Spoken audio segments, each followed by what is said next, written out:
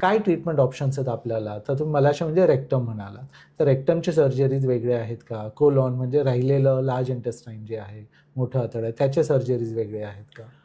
ज्या वेळेला colorectal कॅन्सरचं surgery आपण म्हणतो त्यावेळेला सर्जरीचे मोडॅलिटी वेगळे आहेत, प्रिन्सिपल सेमच असतो.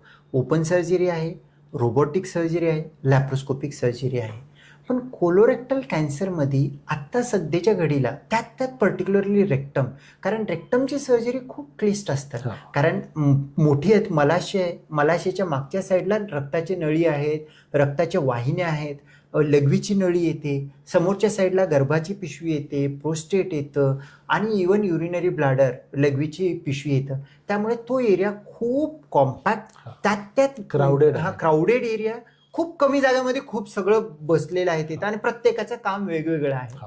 तर त्या एरियामध्ये ज्या वेळेला ऑपरेट करायला घेतो त्यावेळेला ओपन पेक्षा लॅप्रोस्कोपी बरं, लॅप्रोस्कोपीपेक्षा रोबोटिक बरं. खरोखरचं रोबोटिकचं खूप सर्वात चांगलं इम्पॅक्ट जो आहे रेक्टल सर्जरी आणि कोलॉनच्या सर्जरीमध्ये आहे.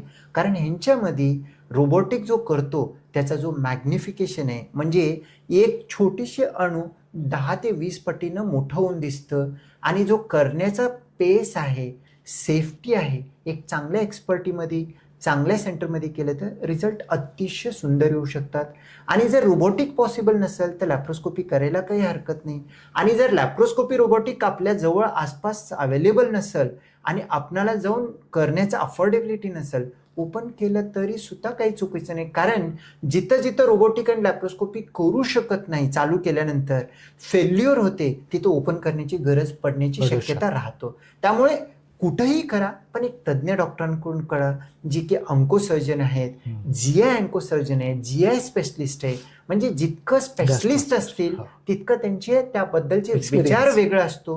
ह्याच्यामध्ये बरेच काही फॉर्मॅट आहेत सर, कसं करायचं, कोणतं पहिलं कोणतं दुसरं, हे फक्त असं नाही की गेलं कापलं झालं सर्जरी, असं नाही. ह्याच्यामध्ये भरपूर काही गोष्टी विचार करणं गरजेचं आहे.